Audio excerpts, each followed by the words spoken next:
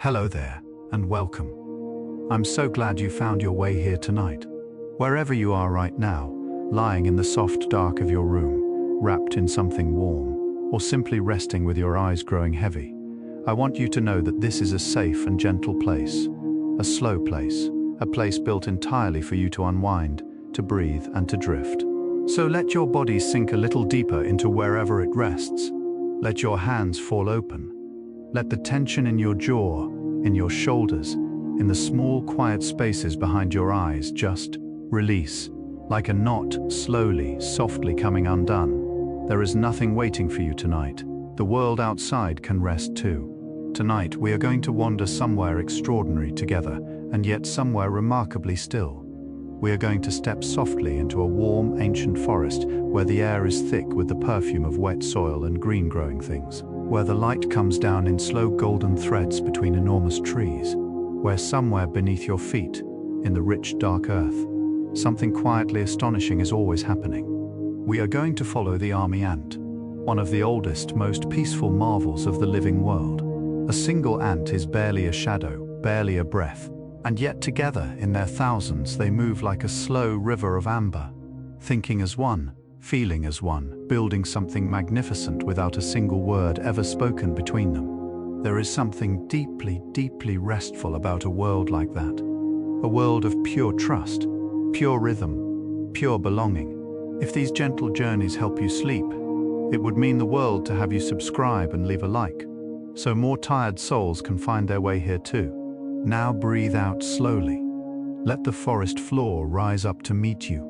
Let's begin this slow and soothing journey into the secret world of the army ant. And so we begin, very gently, very slowly.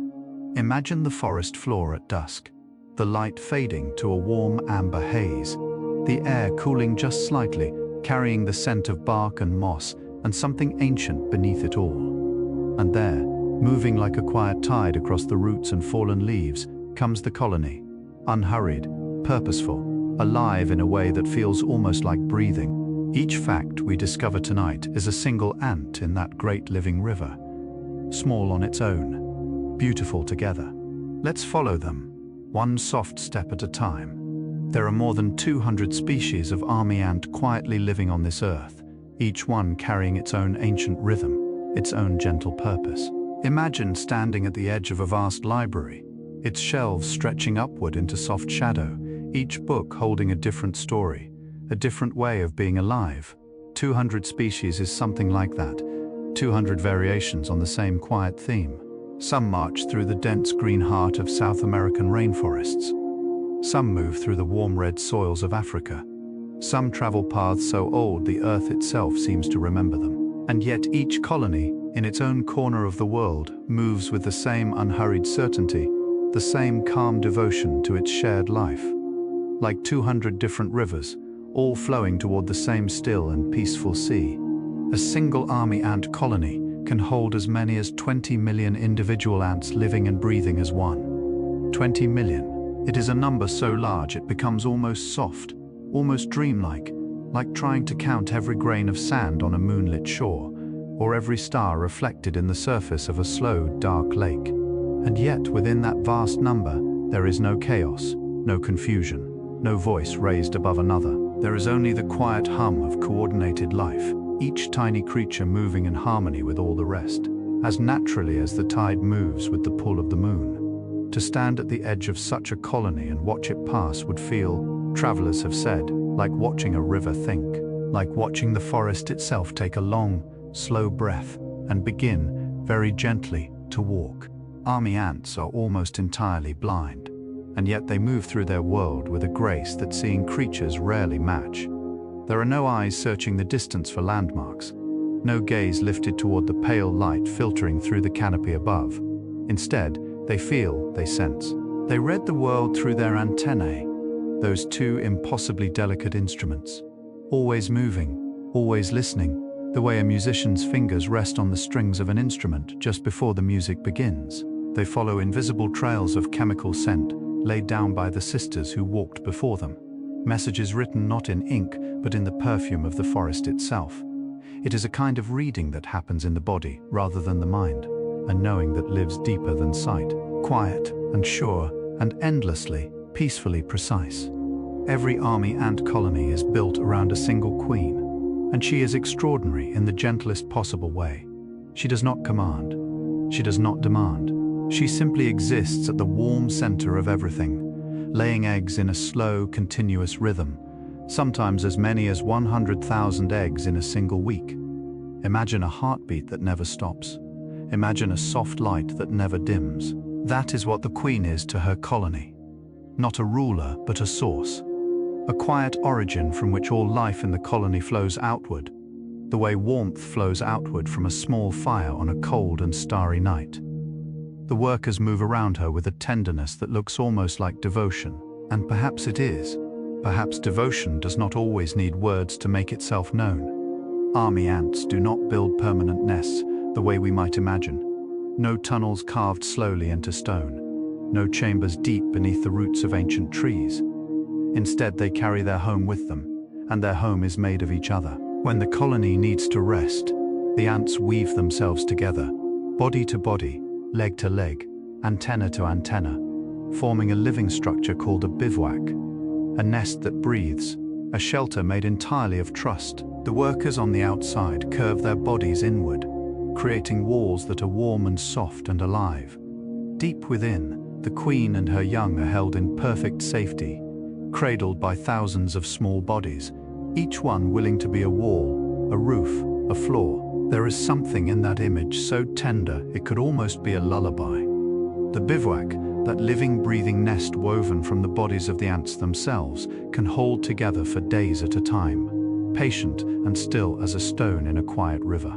The ants on the outer layer grip each other with tiny hooked claws, creating a surface that is surprisingly strong, surprisingly warm. Scientists who have gently measured the temperature inside a bivouac have found it several degrees warmer than the surrounding forest air. A carefully maintained warmth, like the inside of a cupped hand sheltering a small flame from the wind. And remarkably, the colony seems to regulate this temperature without any single ant deciding to do so. It simply happens, the way dew gathers on a leaf at dawn, not because anyone asked it to, but because the conditions are exactly right, and the world is quietly, perfectly generous.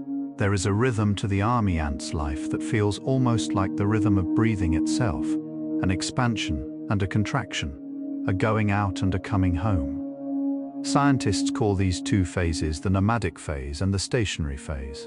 During the nomadic phase, the colony is always moving, setting off each dawn into the green unknown, covering ground, following scent, flowing across the forest floor like slow water finding its way downhill. Then, when new eggs are laid and the larvae need stillness and warmth to grow, the colony enters its stationary phase.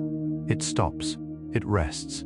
It gathers around its young with a patience so complete it feels almost like meditation. A whole city of 20 million choosing stillness, choosing quiet, breathing together in the soft dark beneath the trees. When army ants move, they do not simply wander. They create roads.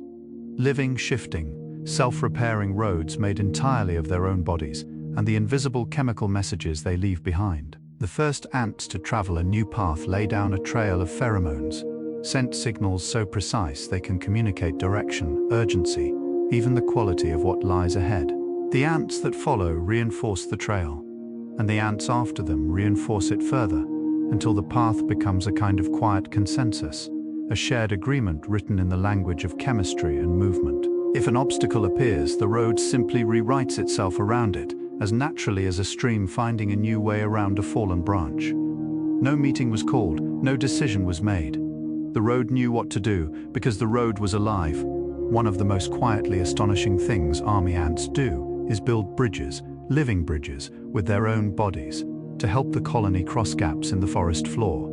When the leading edge of a marching column reaches a gap too wide to step across, certain ants stop and grip the edge. Others climb over them and reach further, and further still, until a chain of living bodies spans the distance, and the rest of the colony walks across them as calmly as if crossing a stone bridge over a gentle stream. The bridge ants hold perfectly still, bearing the weight of thousands of sisters passing over them, for as long as the colony needs them to. Then, when the last ant has crossed, the bridge quietly dissolves, each ant rejoining the flow, as if nothing remarkable had happened at all.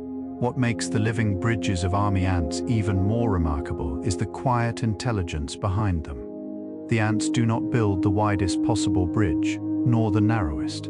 They build the bridge that is exactly right, wide enough to allow efficient traffic, narrow enough not to waste the bodies of too many workers holding still.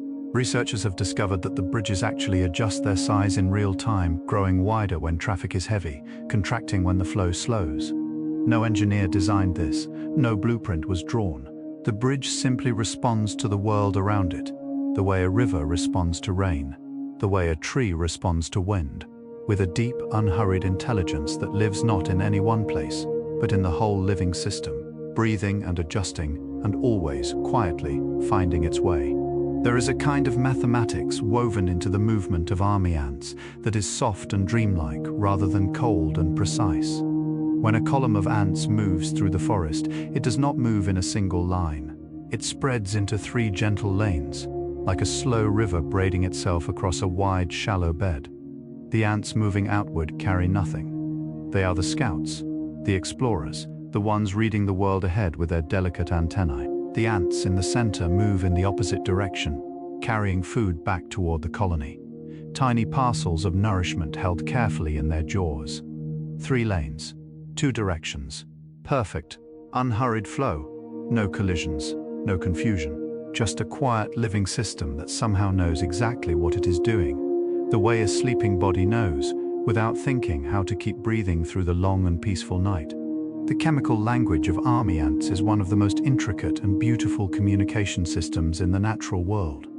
They speak entirely in scent, a language made not of words but of molecules, drifting through the warm forest air like the perfume of night-blooming flowers.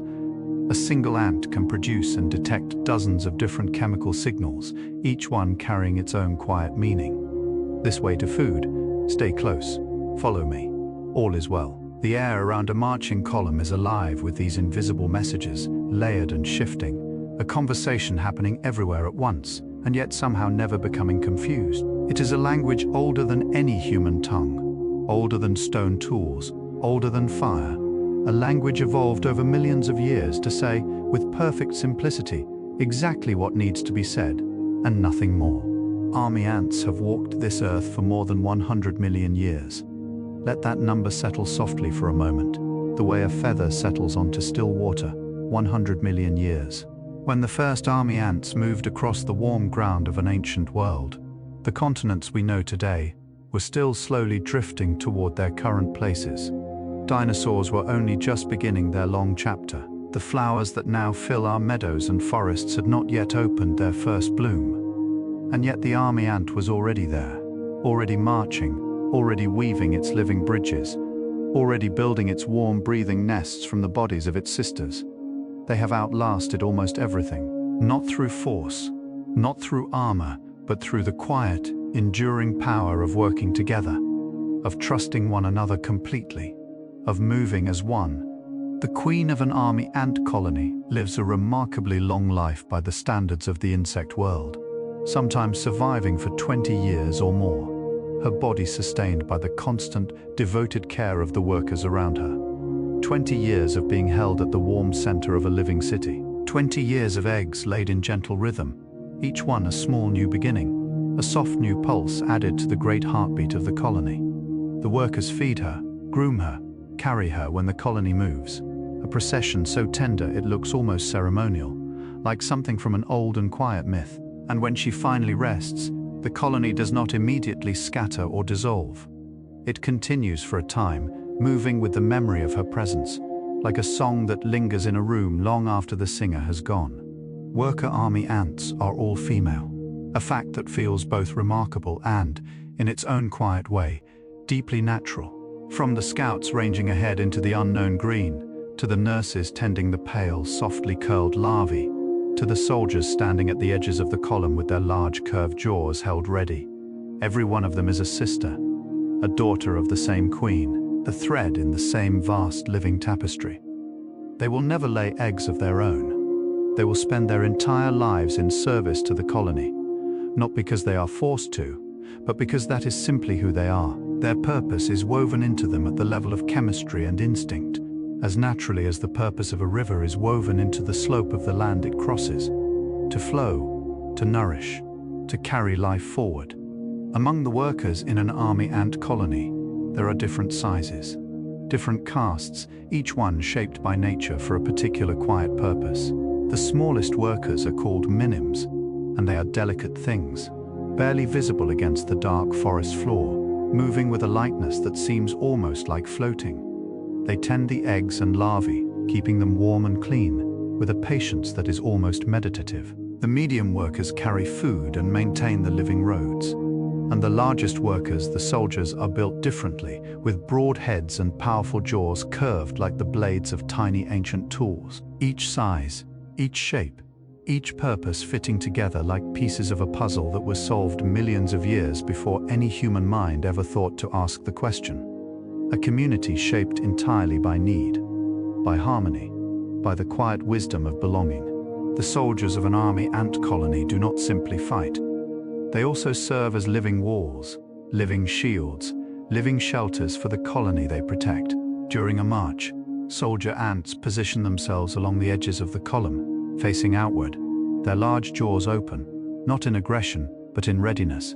A readiness so calm and so constant it becomes almost like stillness. And when rain begins to fall, or the forest floor grows uneven and difficult, soldiers have been observed using their own broad bodies to cover gaps, to bridge rough patches, to shelter smaller workers from the worst of the weather. They become architecture. They become the walls of a moving city. There is something in this image that feels ancient and good.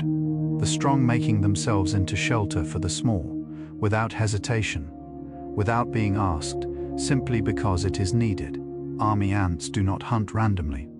Their raids, those great sweeping movements across the forest floor, follow a pattern as elegant and unhurried as the unfolding of a fern frond in early morning light. The colony fans out from its bivouac in a shape that researchers have compared to a slow, expanding river delta. Dozens of narrow streams branching from a central trunk, each one probing gently into the leaf litter, the root tangles, the soft, dark spaces beneath fallen logs. The pattern is not planned by any individual. It emerges from the collective, from thousands of small decisions made by thousands of small bodies, each one simply following the quiet logic of scent and motion. And yet the result is something so geometrically beautiful, so perfectly efficient, that mathematicians have studied it with genuine wonder, finding in the army ant's path a kind of living proof that beauty and function are, at their deepest level, the same thing. The prey that army ants encounter on their raids is rarely large. They move through the leaf litter in search of other insects, spiders, small creatures that live in the soft, dark layers of the forest floor. And what they find, they carry home with a care and efficiency that is almost ceremonious. A piece of food too large for one ant to carry is not abandoned. Other ants gather around it, finding the angles, distributing the weight, moving together in a coordinated effort so smooth it looks choreographed. They do not push against each other. They do not compete for position. They simply find their place in the effort and hold it, the way musicians in an orchestra find their note and hold it, each one essential, each one part of something larger and more beautiful than any single voice could ever be alone. There is a creature in the rainforest that has learned to follow the army ant column not as prey, but as a quiet companion, the antbird. These small, soft-feathered birds move through the forest undergrowth just ahead of, or alongside the raiding columns, catching the insects and small creatures that flee before the approaching wave of ants. They do not eat the ants. The ants do not trouble the birds. It is a relationship of pure, unhurried convenience. Two very different forms of life, moving through the same green world, each one benefiting from the presence of the other without any agreement ever being reached, without any words ever being exchanged. Just two rhythms falling naturally into step beside each other. The way two streams sometimes meet and run together for a while before finding their own separate ways again. Both of them changed, both of them quietly richer for the meeting. The antbird is not the only creature that has learned to walk beside the army ant's quiet procession. Certain butterflies follow the columns too, not for food, but for something even more delicate. They flutter just above the marching ants, landing softly on the droppings left behind by the birds overhead. sipping the minerals and salts they contain. A butterfly, sipping sustenance from the wake of a bird that follows the path of an ant, that is part of a colony of millions, layer upon layer of quiet relationship, each one woven into the next like threads in an ancient tapestry so large no single eye could ever take it all in at once. The forest is not a collection of separate lives. It is one life, breathing in many forms, and the army ant, small as it is, sits at the warm humming center of so much of it. When darkness falls over the rainforest and the air cools to a soft, humid stillness, the army ant colony does not truly sleep, and yet it enters a state of such profound collective quiet that it feels very much like sleep from the outside. The bivouac holds its warmth, the larvae curl more deeply into themselves. The queen rests at the center of everything, her breathing, if we can call it that, slow and steady as the tide. The workers on the outer edges of the living nest remain still, their bodies interlocked, their antennae barely moving. The forest settles around them. Somewhere above, the canopy sways in a breath of night wind. A frog calls once from the edge of a slow, dark stream, then falls silent, and the colony rests within the forest, and the forest rests around the colony, and everything is, for this long and gentle moment, exactly as it should be. Dawn in the rainforest arrives not all at once but in layers. First a pale grey softening of the darkness, then a slow warming of the air, then the first tentative calls of birds beginning their morning conversations high in the canopy. And it is at this hour, in this first soft light, that the army ant colony begins to stir. Not with urgency, not with alarm, but with a gradual organic awakening that spreads through the bivouac, like warmth spreading through a cold hand held near a fire. The outermost ants begin to move first, then the next layer, then the next, until the entire structure is alive with gentle motion, the living nest slowly dissolving back into individual bodies, each one finding its purpose, its direction, its place in the great flowing river of the day's march. A city waking up, a breath drawn in, a new day beginning, one small step at a time. The eggs of the army ant queen are small and pale and perfectly oval, like tiny drops of morning dew caught in the dark embrace of the bivouac. Each one is carried with extraordinary tenderness by the nurse workers, held gently in the jaws, turned regularly, kept at precisely the right temperature and humidity by the living warmth of the bodies surrounding them. When the eggs hatch into larvae, the care only deepens. The larvae are fed, cleaned, repositioned, move toward warmth when the temperature drops, move toward cooler air when it rises. Each larva is known, not by name, but by scent, by position, by the particular chemical signature that says this one is mine to tend. In a colony of millions, every single young life is held with this same quiet, unhurried devotion. Not one is lost to neglect, not one drifts unnoticed through the dark. There comes a moment in the development of army ant larvae when they spin themselves into cocoons, pale, silken parcels of waiting life, each one containing a transformation so profound it borders on the miraculous. Inside the cocoon, the larva does not simply grow larger. It dissolves almost entirely into a kind of living soup, a rich, complex fluid from which an entirely new form will slowly, patiently assemble itself. Wings where there were none, new eyes, new legs, a new body built from the materials of the old one. The way a river carries sediment from one place and deposits it, grain by grain, into an entirely new landscape downstream. The nurse workers tend the cocoons with the same devotion they gave the eggs and larvae, turning them, warming them, waiting with a patience so deep it feels almost like faith, and eventually, gently, a new ant emerges into the warm dark of the bivouac, and the colony quietly grows. When a new army ant emerges from her cocoon, she does not arrive into confusion or noise. She arrives into warmth, into the soft, familiar scent of her colony, a scent she already knows somehow, from before she was fully herself, the way a dreamer sometimes knows the landscape of a dream before it has fully formed around them. The workers nearby touch her gently with their antennae, reading her, welcoming her, confirming what she already feels, that she belongs here, that this warm, dark, breathing place is home, that she is part of something vast and ancient and good. She will spend her first days close to the center of the bivouac, growing stronger, learning the rhythms of the colony through her body rather than her mind. And then, one soft morning, she will join the river of her sisters, moving outward into the green world, and the colony will be, by exactly one, more complete. The army ant colony breathes in a cycle that mirrors, in its own quiet way, the cycles of the natural world around it. When the larvae are growing and hungry, the colony raids more frequently, covering more ground, bringing home more food to feed the urgent, gentle appetite of all those developing lives. When the pupae are resting in their cocoons, needing stillness more than sustenance, the raiding slows, and the colony enters its calmer phase, moving less, resting more, holding its collective breath. This rhythm, expansion and contraction, activity and rest, outward movement and inward gathering, repeats itself approximately every 5 to 6 weeks, as reliable and as soothing as the rhythm of the tides, bold as the waxing and waning of the moon hanging pale and patient above the dark rainforest canopy. A living calendar, a pulse, a breathing that has never, in 100 million years, forgotten its own rhythm. Scientists who study army ants speak about them with a particular kind of quiet reverence, the reverence reserved for things that are both deeply familiar and endlessly surprising. One researcher spent years following a single colony through the forests of Panama, mapping their movements, recording their raids, learning the particular patterns of their living roads. She described the experience in a soft and careful way, as being like learning a new language, one spoken entirely in motion and chemistry and collective will. At first, she said, she saw only chaos.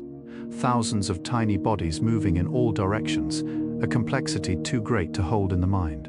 But slowly over months, patterns emerged, rhythms revealed themselves, and what had seemed like chaos resolved gently and completely into something that felt almost like music, a vast, slow, endlessly patient composition playing itself out on the forest floor. There is a phenomenon researchers call the ant mill, and it is one of the most hauntingly beautiful accidents in the natural world.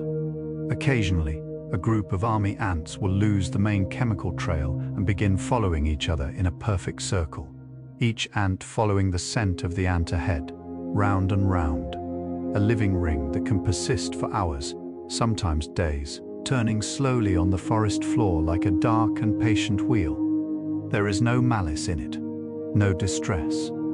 The ants simply follow the one instruction their bodies know: follow the trail, and the trail happens by some gentle accident of geometry to lead them home to themselves.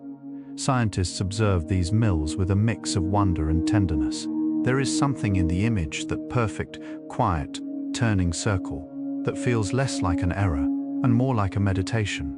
The living bridges that army ants build are not only marvels of instinct, they are also, quietly, marvels of mathematics. Researchers studying these bridges have found that the ants optimize them according to a principle that engineers call a trade-off between construction cost and transit efficiency. In plain and gentle language, the bridge is always exactly as wide as it needs to be, and never wider. The ants seem to sense, through the pressure of footsteps and the flow of chemical signals, when the bridge should grow and when it should hold its current form. They are solving, with their bodies and their collective awareness, a problem that would require considerable computation for a human engineer to work through. And they do it without calculation, without effort, without even awareness.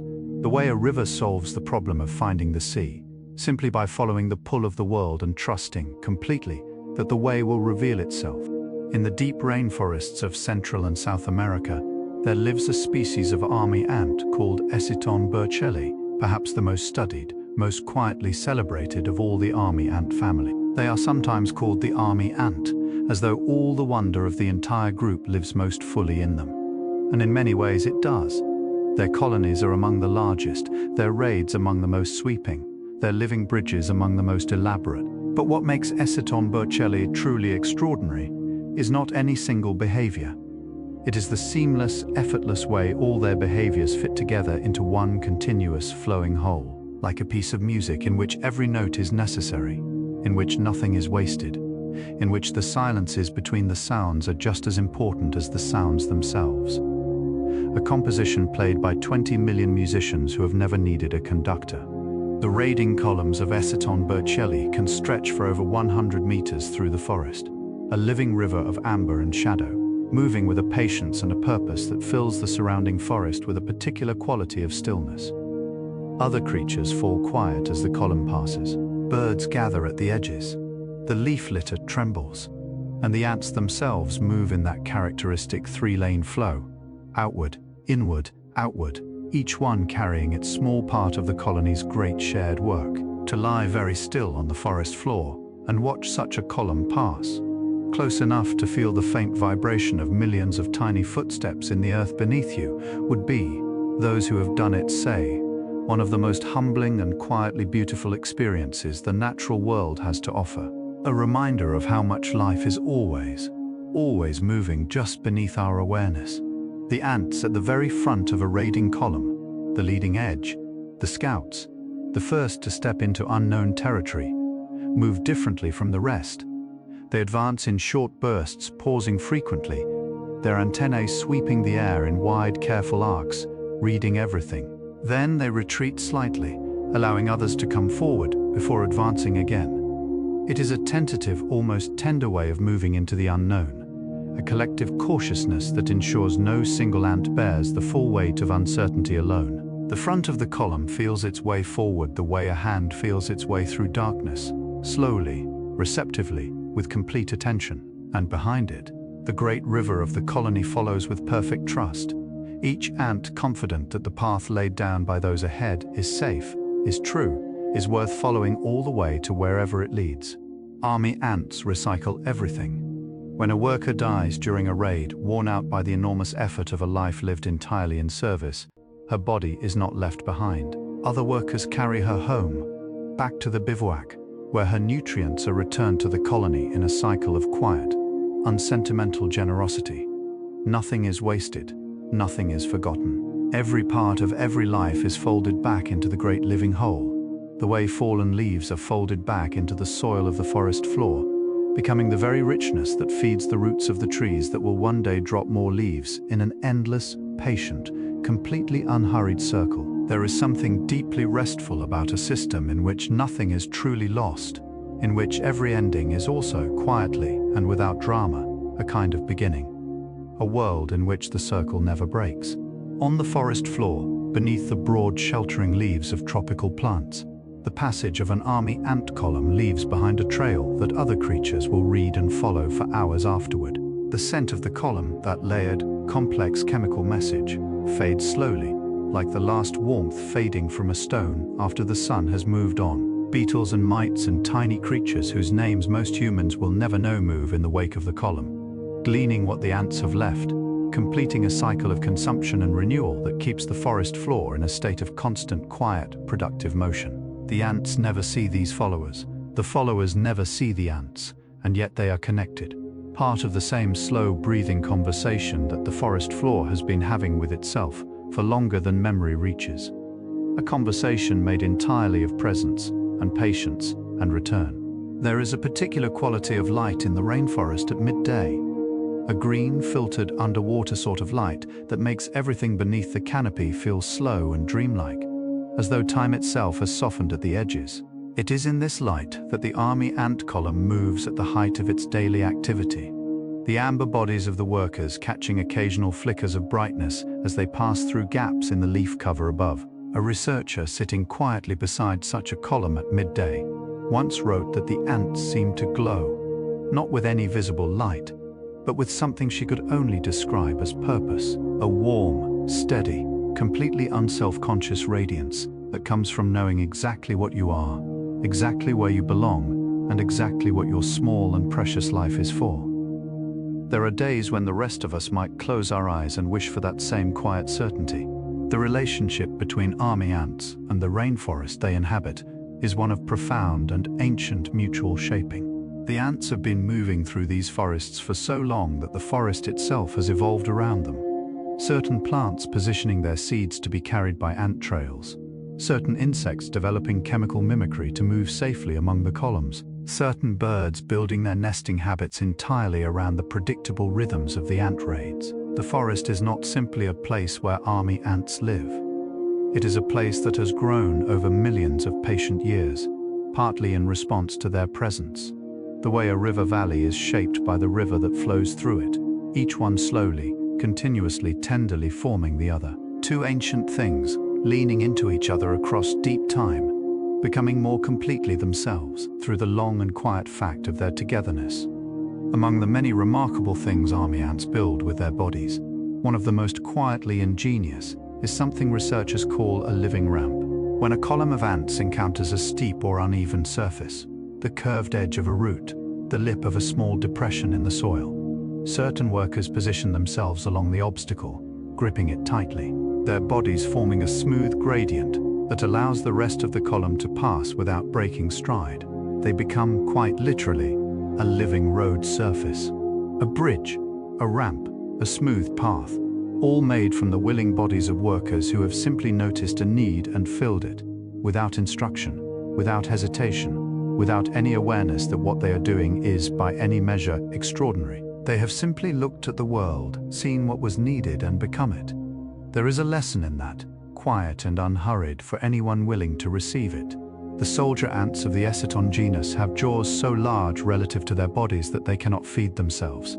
They depend entirely on the smaller worker ants to bring food to their mouths to tend to them, to maintain the bodies that serve as the colony's living armor. It is a relationship of complete mutual dependence. The soldiers protecting the workers who feed them, the workers feeding the soldiers who protect them, a circle of care so complete and so deeply interlocked that neither could exist without the other. There is no hierarchy in this. Not really. There is only interdependence, that most fundamental of nature's truths, wearing the quiet, unhurried face of an ant colony moving through a green and ancient forest, each one necessary, each one held, each one in its own small and certain way, irreplaceable. Night is falling again over the rainforest. The light between the leaves deepens from green to gold, to a soft and smoky amber. The birds fall quiet, one by one, like candles being gently extinguished. The air cools. The humidity settles on every surface as a fine, invisible mist, and the army ant colony, its day's work complete, begins the process of forming its bivouac once more, bodies finding bodies, legs hooking into legs, the living architecture assembling itself in the gathering dark with a calm so absolute it feels like a kind of prayer. The queen moves to the center. The larvae are carried inward.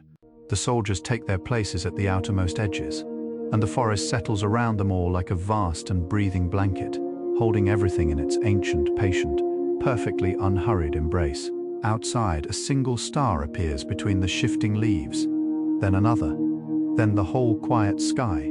There are more than 200 species of army ant quietly living on this earth, and one of the most remarkable among the African varieties is Dorylus, sometimes known by the gentle name driver ant, whose colonies can contain up to 50 million individuals, moving through the African savanna and forest like a slow, dark, unstoppable tide. And yet unstoppable is perhaps the wrong word, because there is nothing violent in the way they move. There is only thoroughness, a complete and patient attention to every corner of the world they pass through, the way a careful reader moves through a beloved book, slowly, missing nothing, finding meaning in every line. The local communities who have lived alongside Dorylus ants for generations have learned to welcome their occasional passage through a village as a kind of cleaning, a slow, living broom that leaves everything quieter and fresher in its wake. The Dorylus queen is the largest ant in the world. Her body, swollen with the extraordinary work of reproduction, can reach several centimeters in length, enormous by ant standards, a soft and extraordinary presence at the center of her colony's vast living heart. When the colony moves, she is carried by workers, hundreds of them surrounding her, touching her constantly with their antennae, monitoring her comfort, adjusting their grip as the terrain changes beneath them. It is a procession of such tenderness, such collective devotion, that observers have sometimes struggled to find adequate words for it. She is not simply being transported, she is being cherished, held at the warm center of 50 million lives, each one oriented toward her, the way flowers orient toward the sun, not because they must, but because that is simply the direction in which all their warmth and purpose naturally flows. In the forests of Southeast Asia, a different group of ants, the Aeonyctus or Asian army ants, carry out their quiet raids through the leaf litter, and beneath fallen logs, their colonies smaller and their movements more intimate than their African and American cousins. They are less studied, less celebrated, moving through their green world in a gentle obscurity that feels almost chosen. And yet they practice the same ancient arts, the living bridges, the chemical roads, the bivouacs woven from willing bodies, the devotion to queen and lava and sister. The same deep wisdom expressed in a quieter register. The way the same melody can be played softly on a single instrument and still carry all the beauty of the full orchestral version.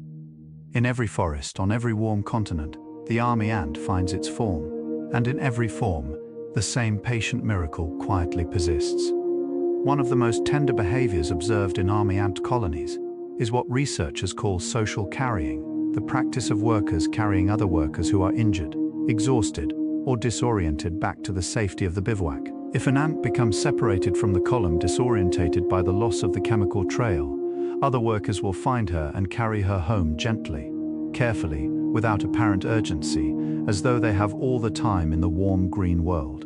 The rescued ant folds her legs and is carried like something precious, like something worth the effort, like something that matters. In a colony of millions, the individual is never simply expendable. Every sister is worth returning for. Every small life is held within the larger life with a care that, in its wordless, unhurried way, is one of the most moving things the natural world has quietly placed before us. The forest floor is a library of scent, a vast layered archive of chemical information left by thousands of creatures moving through their days and nights. And the army ant reads this library with a fluency and a depth that we are only beginning to understand. Their antennae are instruments of extraordinary sensitivity, capable of detecting concentrations of chemical signals so vanishingly small that our best laboratory equipment struggles to measure them. They can distinguish nestmates from strangers by scent alone. A recognition so precise it functions almost like a face, a fingerprint, a name whispered in a language older than sound. They can detect the age of a trail, its direction of travel, the species of ant that laid it. They read the world completely through the tips of two small feathery antennae, and the world speaks back to them in a voice made entirely of chemistry and warmth and the slow, patient perfume of living things. There is a concept in the study of complex systems called emergence, the phenomenon by which simple individual behaviors, repeated by many individuals interacting with each other, give rise to something far more sophisticated than any single individual could produce alone. A single ant knows very little. She follows scent, she responds to touch, she carries what needs carrying and tends what needs tending. And yet from these few simple instructions, followed by millions of sisters simultaneously, emerges something that looks unmistakably like intelligence, like planning, like wisdom. Scientists call this collective intelligence or swarm intelligence, and army ants are perhaps its most beautiful, most quietly astonishing expression on Earth. A mind made of millions of small minds, none of them aware of the whole, all of them contributing to it, like raindrops, each one tiny and separate, that together become a river wide enough to shape the land. Researchers have discovered that army ant colonies can solve mazes, not through any single ant finding the solution, but through the collective process of exploration and chemical reinforcement. When a colony encounters a maze, ants explore every path simultaneously, leaving scent trails as they go. Dead ends accumulate less traffic, and their trails fade quickly, like footprints washed away by a gentle rain. Successful paths attract more ants, whose trails reinforce each other, growing stronger and more luminous in the chemical darkness until the correct route glows, in the language of scent, like a lantern in a soft, dark room. The shortest path is always found, always, not because any ant knows it is the shortest, but because shorter paths are traveled more often, reinforced more quickly, and become, without anyone deciding anything, the obvious, inevitable, quietly perfect way through, a solution that arises not from thinking, but from being. The way army ants manage the flow of traffic along their chemical roads is a subject that has fascinated engineers and urban planners for decades. Unlike human traffic systems, army ant highways never experience true gridlock. When a path becomes congested, ants instinctively slow and spread, finding adjacent routes, redistributing the flow as naturally as water finding its level. There are no signals, no controllers, no central authority managing the system. There is only the constant sensitive responsiveness of millions of individuals to the conditions immediately around them. A responsiveness so finely tuned that the system as a whole maintains a near-perfect efficiency at all times. Engineers studying these living highways have found principles that now inform the design of computer networks, traffic management systems, and logistics algorithms. The army ant, moving silently across the forest floor, has been quietly teaching us how to move through our own complicated world. Among the many creatures that have evolved relationships with army ants, perhaps the most extraordinary are the guests who live inside the colony itself. Creatures called myrmecophiles, a word that means, in its gentle etymology, ant lovers. These are beetles, mites, silverfish, and other small beings that have spent so many generations living among army ants that they have evolved to look like them, smell like them, move like them. They have adopted the chemical signature of the colony, the particular perfume that says, "I belong here. I am one of you." And the ants, reading the world entirely through scent, accept them completely. These guests walk among millions of ants, tended and tolerated, living their whole lives within the warm breathing shelter of a colony that does not know they are there. A reminder that belonging, at its most fundamental, is a matter not of appearance, but of resonance. We have now walked halfway through our quiet journey together, 50 soft steps into the secret world of the army ant. And perhaps you're already feeling it, that particular heaviness in the body that comes when the mind begins to release its grip on the day, when thoughts slow to the pace of something more like dreaming. Outside, the world is doing whatever the world does at this hour. But here, in this warm and unhurried space between waking and sleep, we are still walking softly through a green and ancient forest, following a river of amber light across the forest floor. There are 50 more gentle steps ahead of us. 50 more small wonders waiting to unfold like leaves in morning warmth, and you do not need to hold on to any of them. You only need to let them drift through you, the way music drifts through a quiet room, touching everything softly and asking nothing in return. There is a time each year in the life of an army ant colony when something extraordinary and tender happens, when the colony produces not workers, but queens, new queens, young, winged, full of potential, each one carrying within her small body the possibility of an entirely new colony, an entirely new beginning. They emerge from their cocoons with wings that catch the light like fragments of pale morning sky, delicate, temporary, meant only for one brief and necessary journey. And when the time is right, when the forest air carries the particular warmth and humidity that signals the season of departure, they fly, a single flight. Short, purposeful, complete. They land, they shed their wings, those beautiful temporary things, and they begin, a new queen, a new center, a new warm pulse of life beginning its long, patient, extraordinary journey through time. When a new army ant queen lands after her single flight and sheds her wings, she faces the most solitary moment of her entire life. For a brief time, hours, perhaps a day, she is alone. A single ant in an enormous forest, carrying nothing but the eggs already forming within her and the ancient instincts woven into every cell of her small body. She finds a sheltered place and waits, with a patience that feels almost impossible to imagine, for the first workers to emerge from the first eggs she lays. These first daughters will be small and few, born into a colony of one, but they will tend her, and she will lay more eggs, and those eggs will hatch more workers, and slowly, over weeks and months, the colony will grow from one to thousands to millions, a universe expanding from a single, still, extraordinarily patient point of origin. The founding of a new army ant colony is one of nature's most quietly heroic stories, a story of patience rewarded, of small beginnings leading to magnificent ends, of a single life expanding slowly outward into something vast and warm and alive. It takes years for a new colony to reach its full size. Years of the queen laying her steady rhythm of eggs. Years of workers being born, living their brief, devoted lives and being replaced by the next generation. The colony grows the way a tree grows, not in any single dramatic moment, but in the continuous, unhurried accumulation of small increments, each one barely perceptible on its own.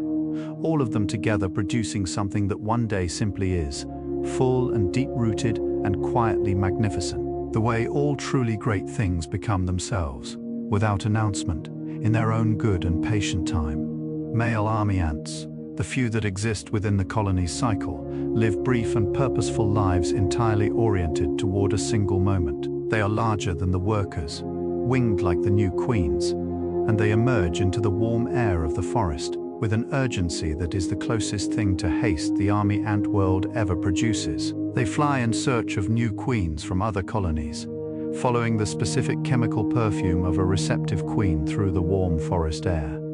Their lives are short, days, perhaps a week, but within those days they fulfill the one purpose for which they were made, ensuring that new genetic combinations flow into new colonies, that the great river of army ant life remains wide and varied and resilient across its vast landscape of time. Then they are gone, as briefly and completely as a single breath of wind through the leaves. The colony never truly ends. When a queen finally completes her long life and the colony she founded begins to dwindle, the knowledge she carried, encoded not in memory but in chemistry and instinct, lives on in the daughters she raised, who may themselves have founded new colonies, which have founded others, all in an unbroken chain of living continuity, stretching back through time farther than the imagination easily reaches. Every army ant alive today is connected, through this unbroken chain of mothers and daughters, to the very first army ant that ever lived, that small, ancient, extraordinary creature moving through a world so different from ours that we would barely recognize it, and yet moving with the same patient purpose, the same devotion to colony and queen and sister that moves every army ant still today. A lineage so long it becomes quietly a kind of immortality. In the study of army ants, there is a concept that researchers return to again and again with a particular quality of quiet wonder: the concept of self-organization. It describes the way complex, coordinated, beautiful structures and behaviors arise in the colony without any central plan, without any individual awareness of the whole, without anything that resembles from the outside a decision being made. The bivouac assembles itself, the chemical roads lay themselves, the living bridges grow and shrink in response to needs that no single ant perceives.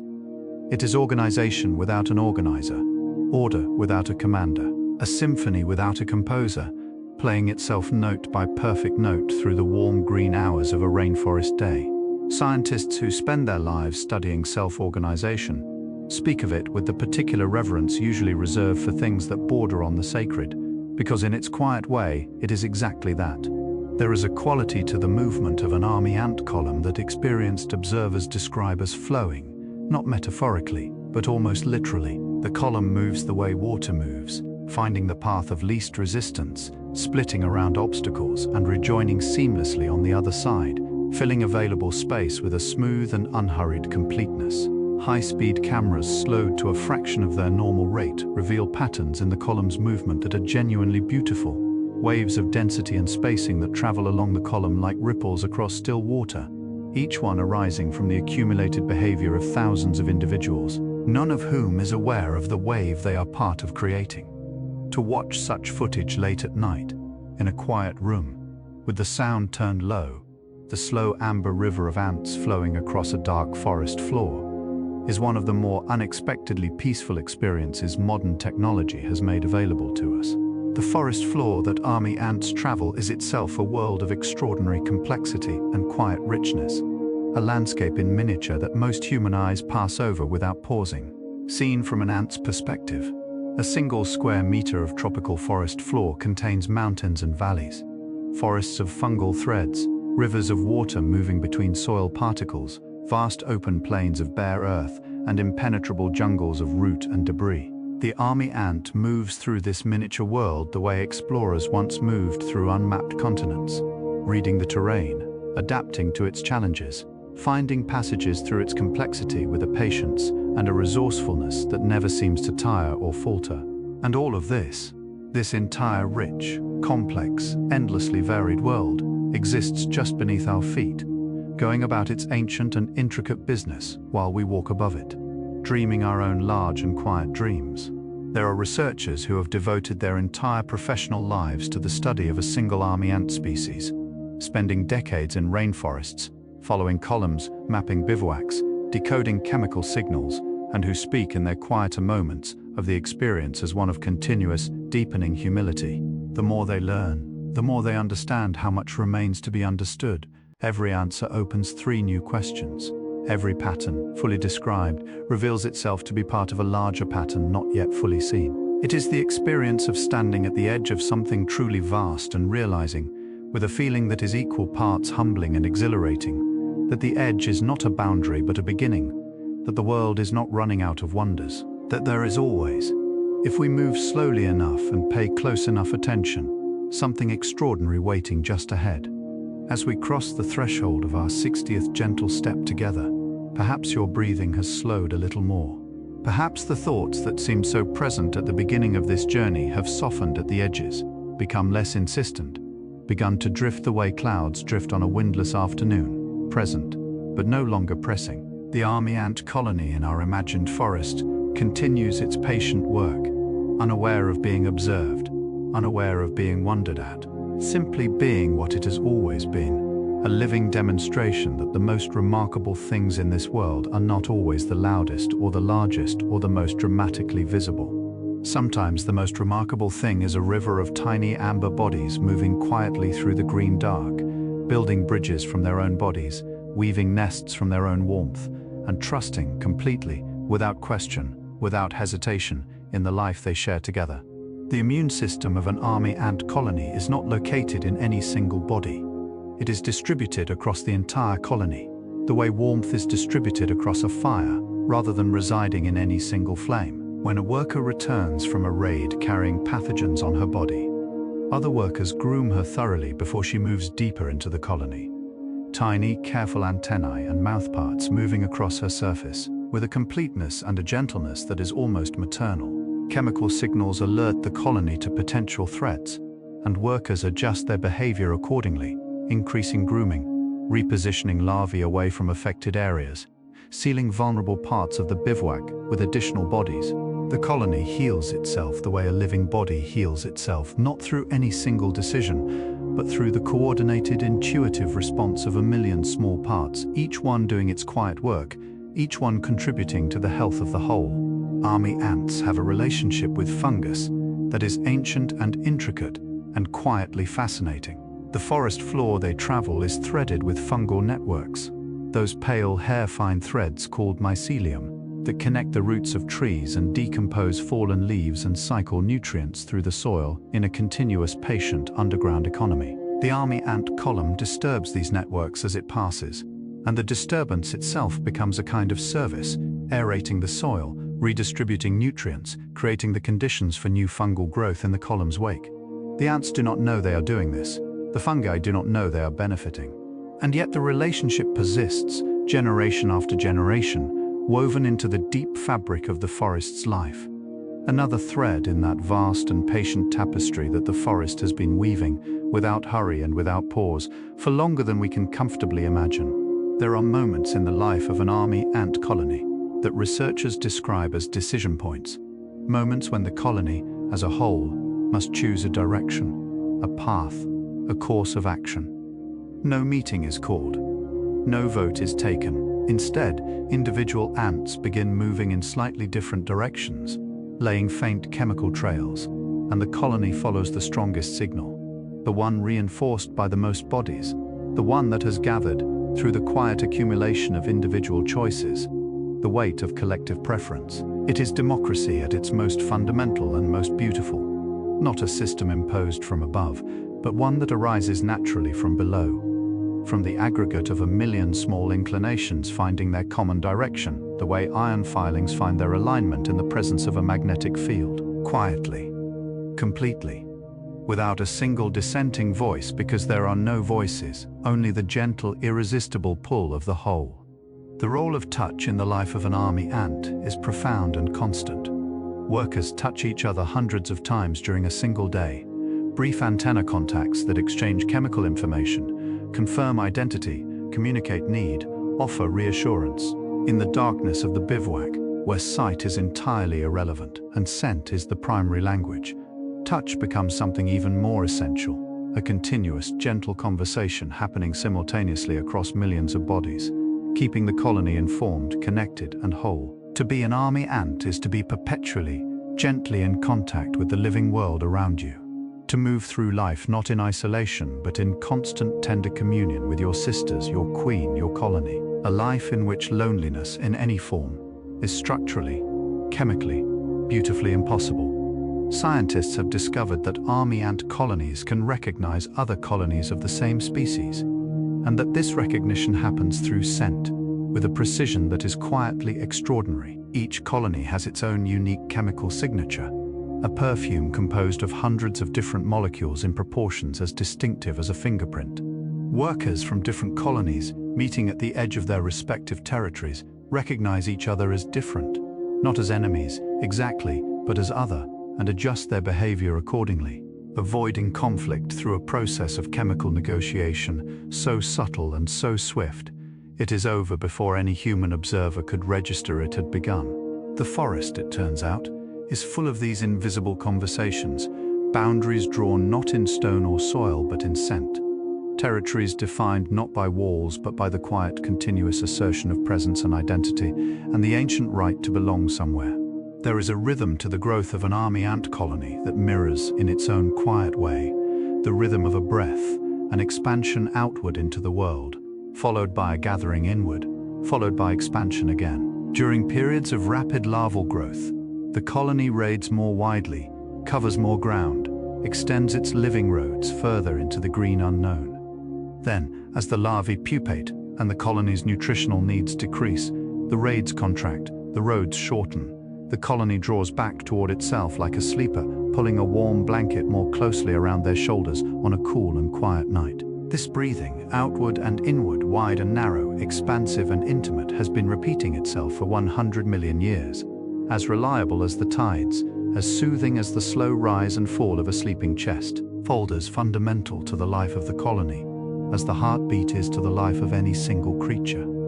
The way army ants respond to rain is one of the more quietly beautiful adaptive behaviors in the insect world.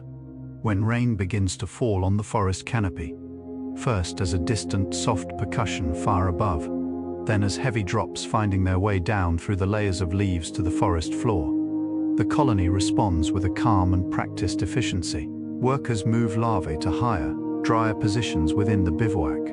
Soldiers redistribute themselves to better shield the colony's most vulnerable members. The outer layers of the bivouac tighten and seal, the interlocked bodies creating a surface that sheds water with surprising effectiveness.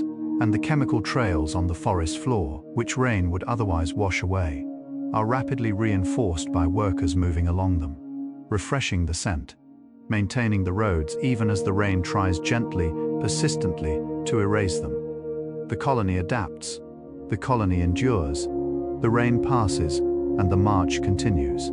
In the culture and stories of the indigenous peoples who have lived alongside army ants for countless generations, these insects occupy a place of genuine respect, sometimes reverence. The Bari people of Colombia and Venezuela have long observed the army ant's ability to clean an area of pests and parasites, and have traditionally welcomed the ant column's passage through their homes as a form of natural housekeeping, stepping aside, waiting patiently for the column to pass, and returning to find their living spaces free of insects and spiders, and the various small creatures that share the tropical world. This is a relationship built not on fear or control, but on observation and accommodation, a human community that has learned over generations of quiet attention to move in rhythm with the natural world rather than against it, a lesson as old as the forest itself.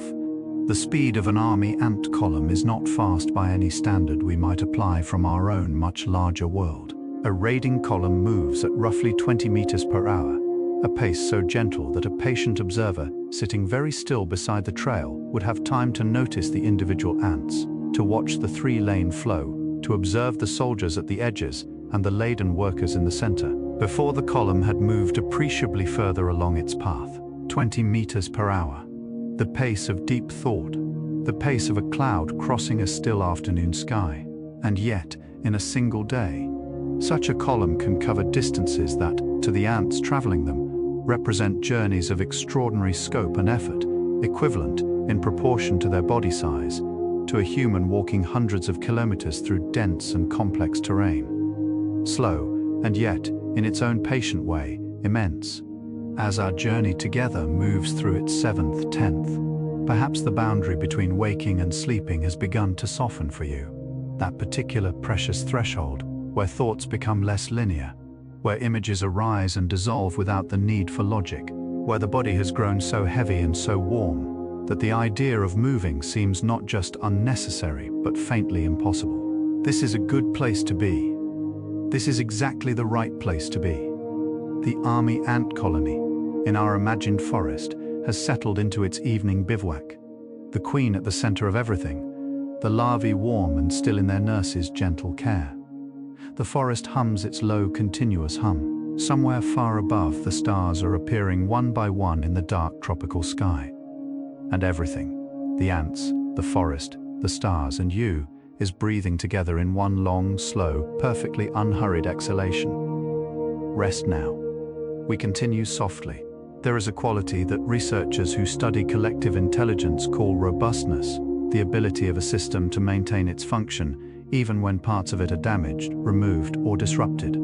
Army ant colonies possess this quality to a degree that is, by any measure, extraordinary. Remove 1,000 workers from a colony of 20 million, and the colony does not notice.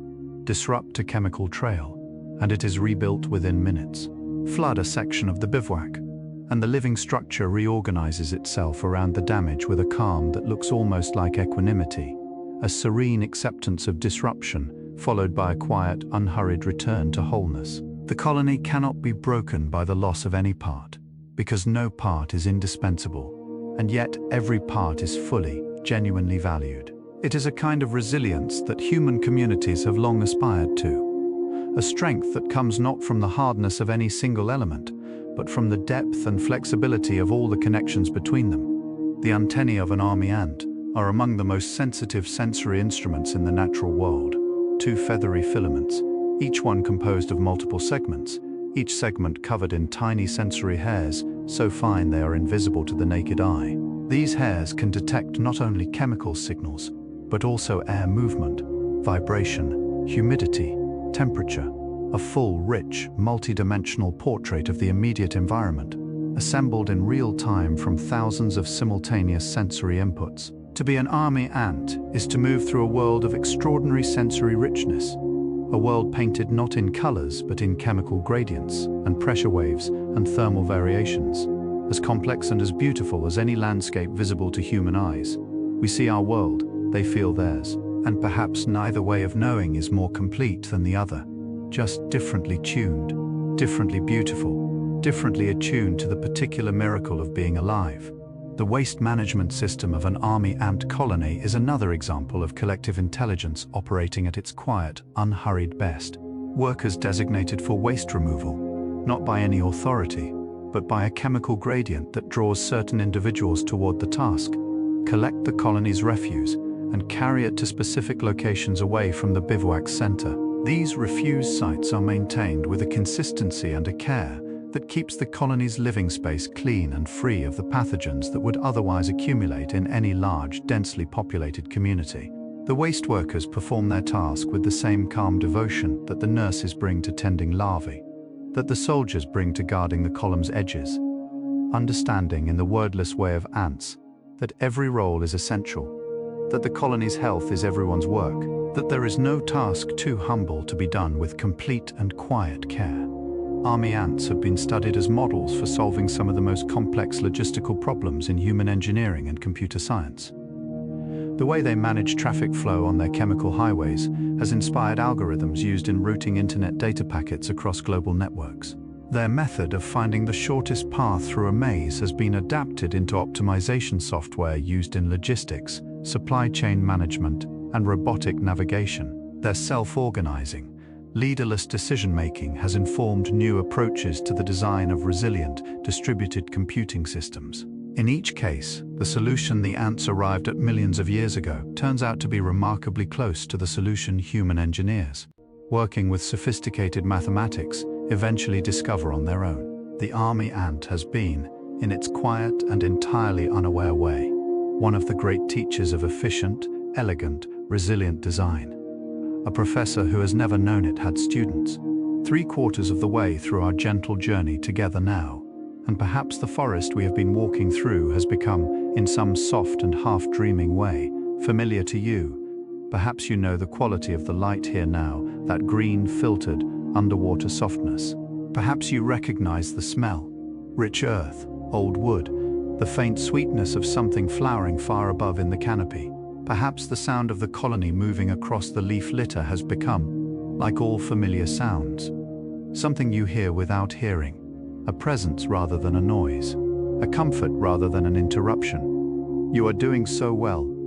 Your breathing is slower than it was. Your body is heavier and warmer and more deeply at rest. 25 more soft steps remain, and each one will carry you a little further from the waking world and a little deeper into the warm, dark, endlessly patient gift of sleep. There is something that happens in an army ant colony that scientists call task switching, the quiet, fluid way in which individual workers move between different roles as the colony's needs shift and change throughout the day. A worker who spent the morning tending larvae may spend the afternoon carrying food, and the evening reinforcing the bivouac walls, moving between these roles not because anyone directed her to, but because she sensed, through the chemical conversation always humming around her, where she was needed most. She is not defined by a single task.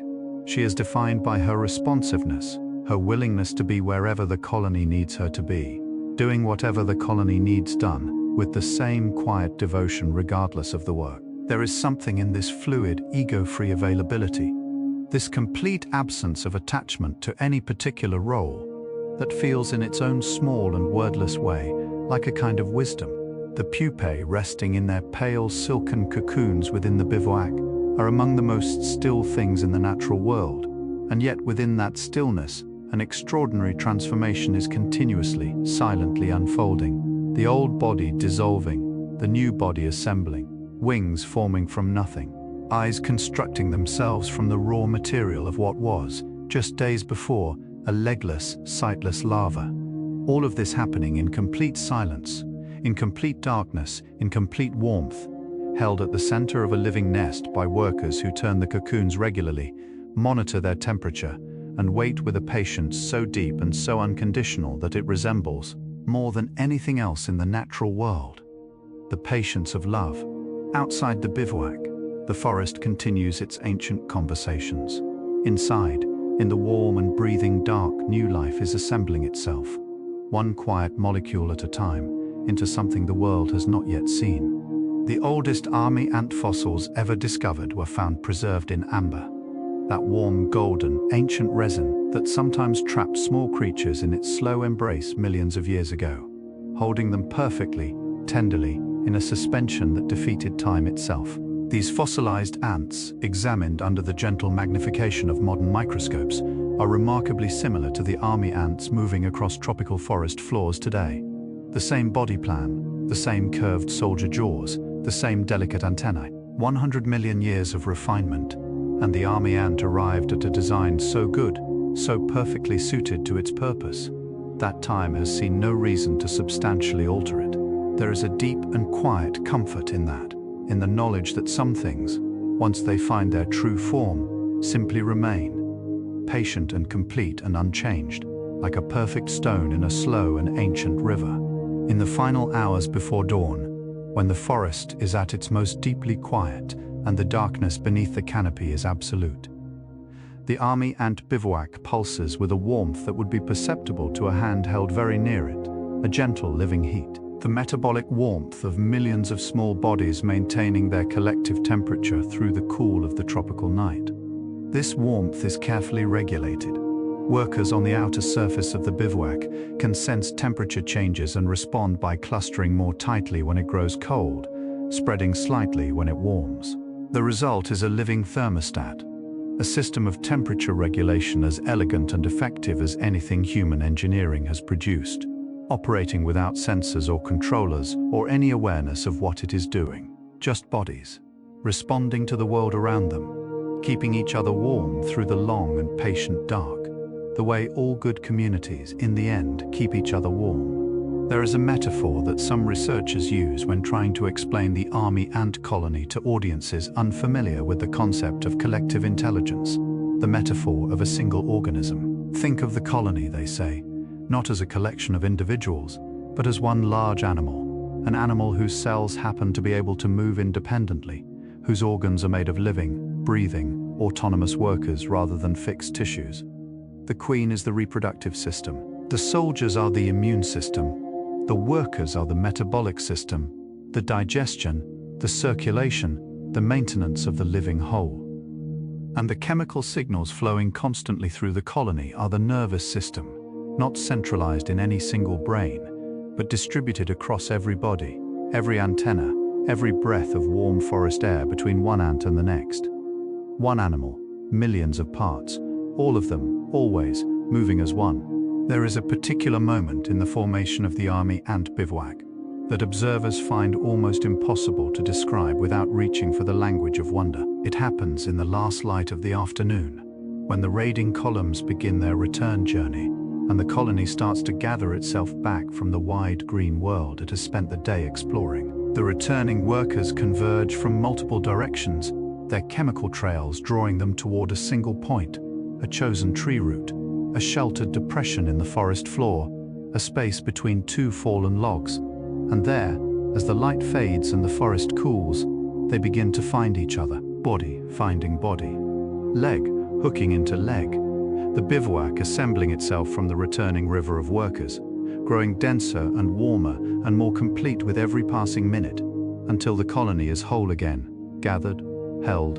home. The relationship between army ants and the broader ecosystem they inhabit is one that ecologists describe as keystone, meaning that the army ant's presence is disproportionately important to the health and functioning of the ecosystem as a whole. Remove the army ants from a tropical forest, and the effects ripple outward in ways that are still being discovered and mapped. The antbirds that follow the columns would lose their primary foraging strategy. The beetles and butterflies that follow in the column's wake would lose their resource. The forest floor ecology, shaped over millions of years partly by the army ant's continuous disturbance and redistribution of nutrients, would slowly quietly shift. The army ant is not simply a part of the forest. It is, in a real and measurable way, one of the forces that makes the forest what it is. A small creature carrying in its tiny amber body a weight of ecological significance that far exceeds anything its size would suggest. Among the most recent discoveries in army ant research is the finding that colonies can adjust the composition of their workforce over time, gradually shifting the ratio of soldiers to workers to nurses in response to changes in their environment and circumstances. If a colony encounters a period of intense competition or threat, the proportion of soldiers increases over successive generations, as the queen produces more soldier-destined eggs. If times are peaceful and food is abundant, the balance shifts toward workers and nurses. The colony tunes itself, slowly and continuously, to the world it finds itself in, not through any conscious decision, but through the accumulated sensitivity of millions of individuals responding to their immediate circumstances, their collective responses shaping, over generations, the composition of the whole, the living system that learns, that adapts, that remembers, in the only way available to it, through the slow, patient rewriting of its own living structure. The sounds of the rainforest at night are a lullaby composed by 10,000 voices, the low, rhythmic pulse of frogs in a distant stream, the occasional soft call of a night bird moving through the canopy, the whisper of leaves in a breath of wind, the almost inaudible percussion of rain on broad tropical leaves far above. And beneath all of it, below the threshold of human hearing, the army ant bivouac contributes its own sound, a faint, continuous vibration, the sum of millions of tiny movements and chemical exchanges, a frequency so low and so constant that it merges with the vibration of the earth itself.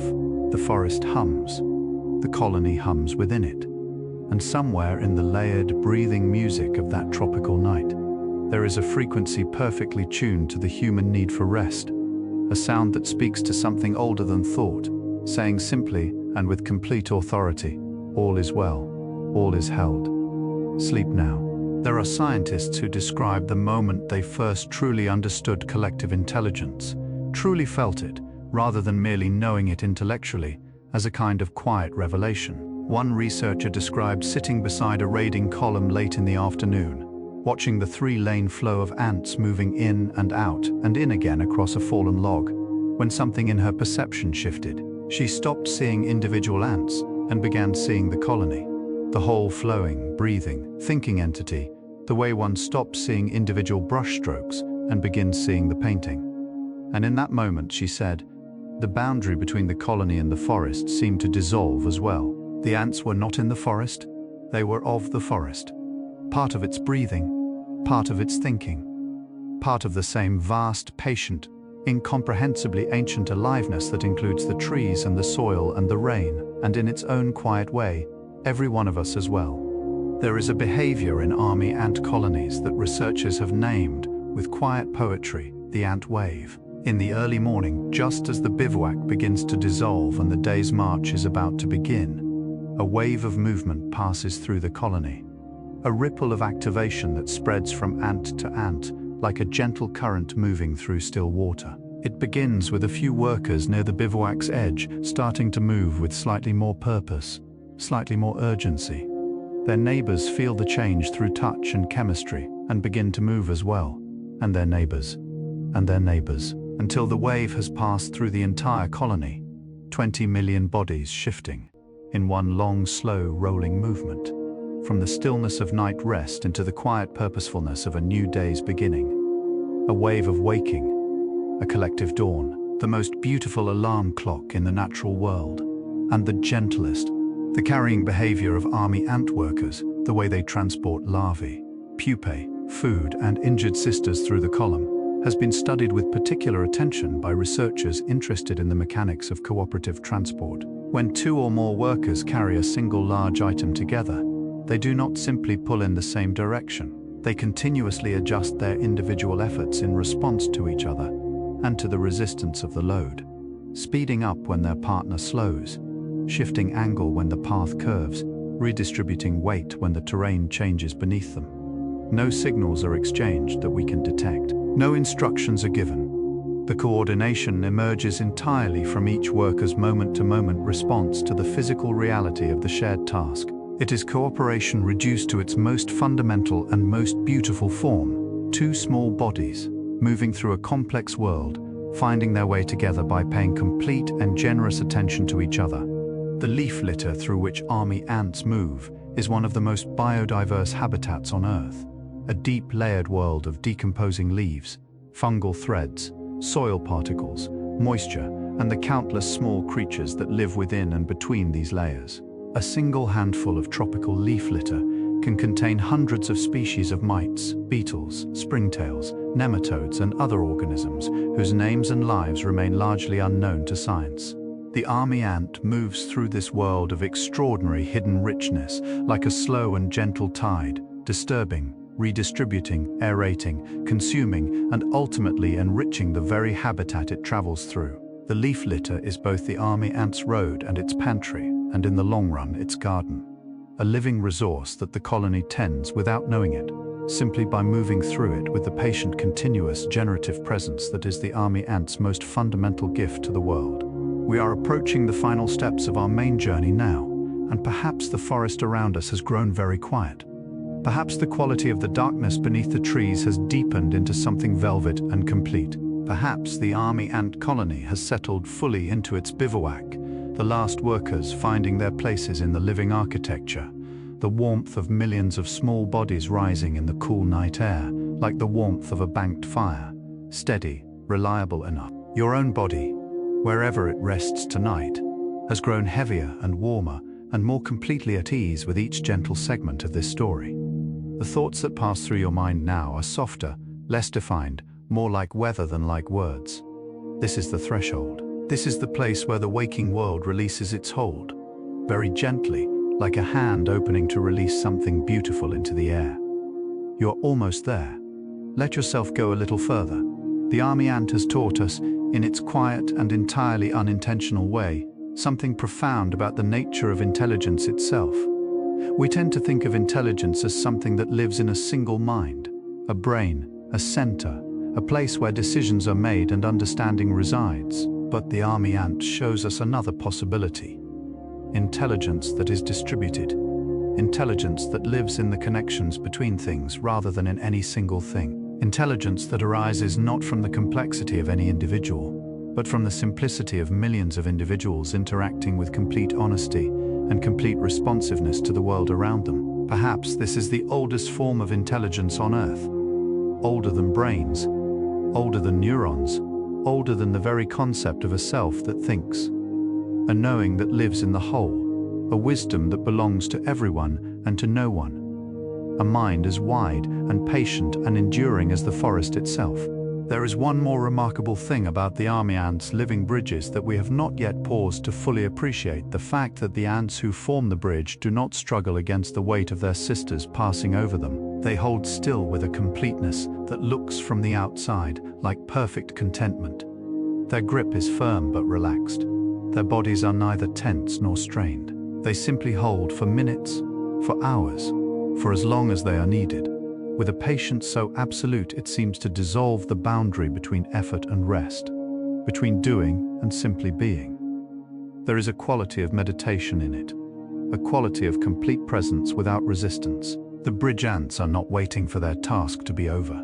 They are simply, fully, here, doing what is needed, being what is needed, with a wholeness and a peace that the most dedicated human practitioner of stillness might spend a lifetime aspiring to. The chemical trails of army ants fade at different rates depending on their composition. Some designed to persist for hours, some to dissolve within minutes, each one calibrated by evolution to carry its message for exactly as long as that message needs to be heard. The long-lasting trails mark the main highways, the routes worth following again and again, the paths that have proven their value over many journeys.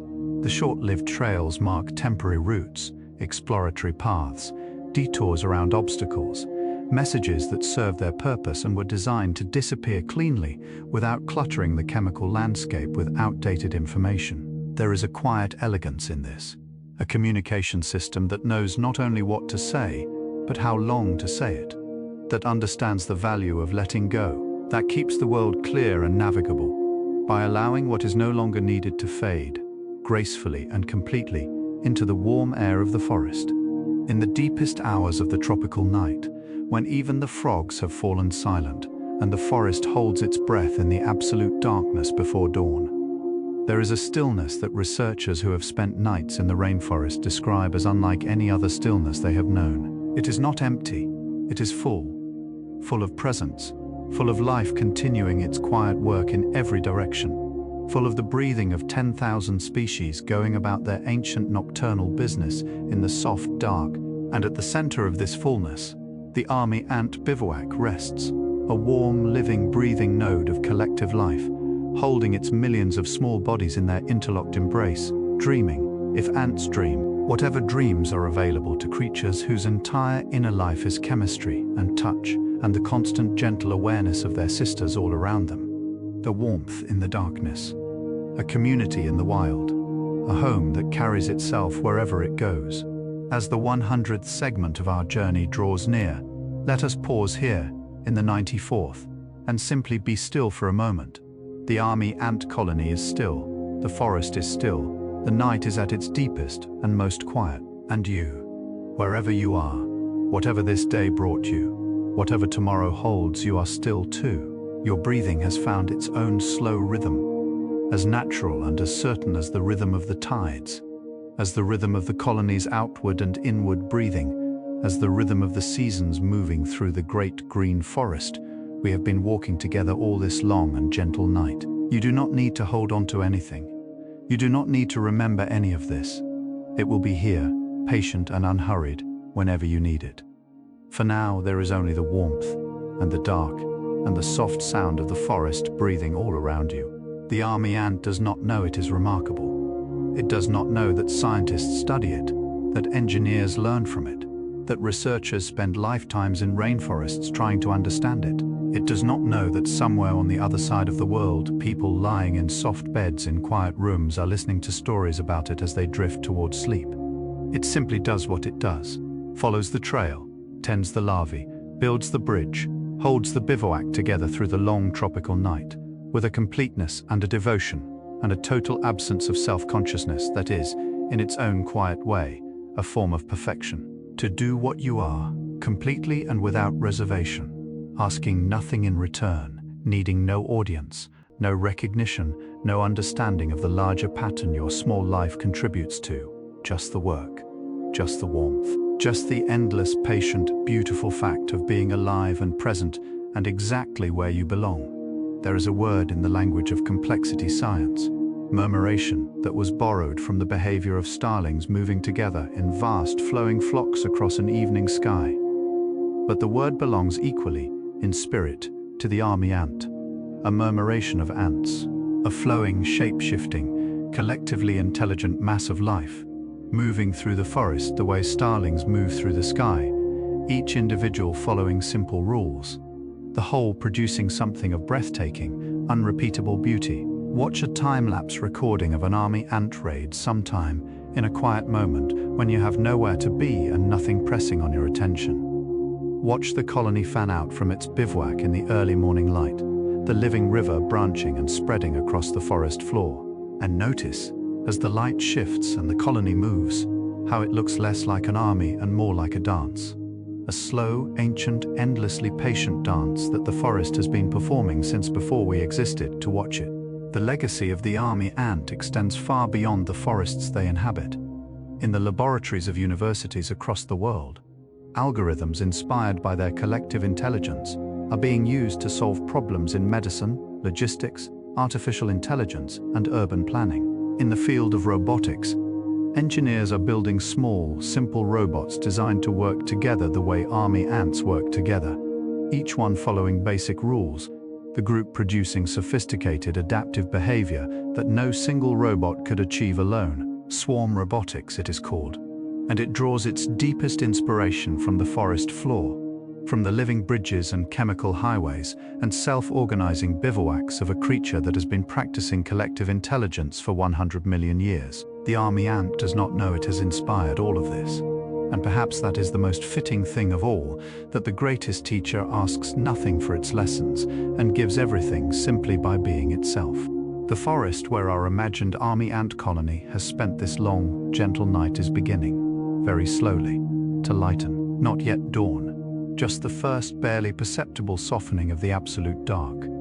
A faint warmth at the eastern edge of the sky, a slight shift in the quality of the air that the forest registers before any human sense could detect it. And in the bivouac, the first faint stirrings are beginning, the outermost workers shifting slightly, the chemical conversations within the colony carrying the first whispers of the coming day. The queen rests still at the center of everything, warm and held and complete. The larvae curl in their nurse's gentle care, and the forest holds its breath for one more moment, that last, precious, absolutely still moment before the new day begins its slow and patient unfolding. Hold that stillness. It belongs to you as much as to the ants, as much as to the forest, as much as to the night itself. 100 million years, 20 million sisters, a single queen, living bridges, chemical roads, a home woven from willing bodies. The mind distributed across millions of small lives, each one simple, each one devoted, each one contributing its small and essential note to a composition so vast and so ancient that we have barely begun to hear its full scope. This is the army ant. This small, amber, entirely ordinary and entirely extraordinary creature moving across the floor of a tropical forest, somewhere on our warm and living planet right now. Tonight, as you rest, as you breathe, as you drift toward the soft country of sleep, it does not need our wonder to continue its ancient work. But our wonder, freely given, opens something in us, a quiet, grateful awareness of how much life is always happening around us, beneath us, without us, in patient and magnificent abundance, asking nothing, offering everything, simply by being alive. And so we arrive, very softly, at the end of our 100 gentle steps, through the secret world of the army ant. 100 small wonders, 100 quiet revelations, 100 moments of stillness shared between you and a creature so different from yourself, and yet in all the ways that matter most, so deeply, warmly familiar. A creature that knows the value of community, that knows the strength of working together, that knows how to be a bridge, a wall, a road, a home, how to make of its own small body something that serves the whole, that knows, above all else, how to be still when stillness is needed, and to move when movement is called for, and to trust completely, without question, without hesitation, in the living warmth of everything that surrounds it. You have been tonight a quiet and generous witness to something ancient and beautiful, and now it is time to rest, completely, deeply, the way the forest rests, the way the colony rests, the way all living things rest when the work of the day is done and the night is warm and the world is, for this one long and unhurried moment, exactly as it should be. And so the 100th step brings us, gently and without hurry, to a place of gathering, a soft clearing at the edge of everything we have discovered together tonight, where we can pause and simply hold, for a moment, the quiet weight of all these small and remarkable truths. We have walked beside a creature that has lived on this earth for 100 million years, longer than flowers, longer than birds, longer than almost everything we consider ancient and enduring. We have watched it build its home from its own body, lay its roads in the language of perfume, span impossible distances with bridges made of trust. We have seen how 20 million lives, each one simple and devoted and completely unhurried, can together produce something that looks unmistakably like wisdom, like planning, like care, like the kind of deep and patient intelligence that does not live in any single mind but in the warm space between all minds, in the continuous generous act of being together. The army ant asks nothing of the world except the space to move through it. It takes what it needs and returns what it can. It tends its young with devotion, holds its injured with care, builds its home with whatever it has, which is always, it turns out, exactly enough. It does not worry about tomorrow. It does not carry the weight of yesterday. It lives entirely in the warm, immediate chemical richness of right now. In the scent of the trail ahead, the touch of a sister's antenna, the particular quality of this moment's light filtering down through this canopy of leaves. There is, in all of this, something we might carry with us into our own rest tonight. A permission to set down what is heavy, to trust the warmth of what surrounds us, to let the trail ahead wait until morning. The colony is at rest, the forest is at rest, and you beautiful, tired, wandering creature, you may rest now too. We have come a long way together tonight, you and I, through 100 quiet wonders, through the warm green heart of an ancient forest, through the patient and extraordinary life of one of the earth's most remarkable creatures. And now we arrive here, at the softest place of all, the place where the journey ends and the dreaming begins. I hope that somewhere in tonight's gentle wandering, you found something that eased the weight of your day. Perhaps it was the image of the bivouac, all those small bodies weaving themselves together into warmth and shelter, holding each other through the dark. Perhaps it was the living bridge, those willing workers making of themselves a path for others to cross. Perhaps it was simply the rhythm of it all, the slow, reliable 100 million-year-old rhythm of a life lived in complete devotion to the present moment. Whatever it was, carry it with you now into the deep country of sleep. Let it be the last thing your waking mind holds before it releases its gentle grip on the day. This image of a warm, breathing, living thing, resting in the heart of a vast and ancient forest, held on all sides by the patient arms of the night. You have done enough today. You have been enough today. And now the most generous thing you can do for yourself, for tomorrow, for all the small and precious things that depend on you being rested and whole, is to let go, completely, without reservation. The way the forest floor releases the warmth of the day when the sun goes down, the way the colony releases its form at dawn, each body rejoining the living river, trusting that the whole will hold. Let your thoughts grow slow and soft and wide, like the forest at dusk. Let your breathing deepen, like the roots of an ancient tree finding water far below. You are held, you are warm, you are exactly where you need to be. Good night, and sleep deeply.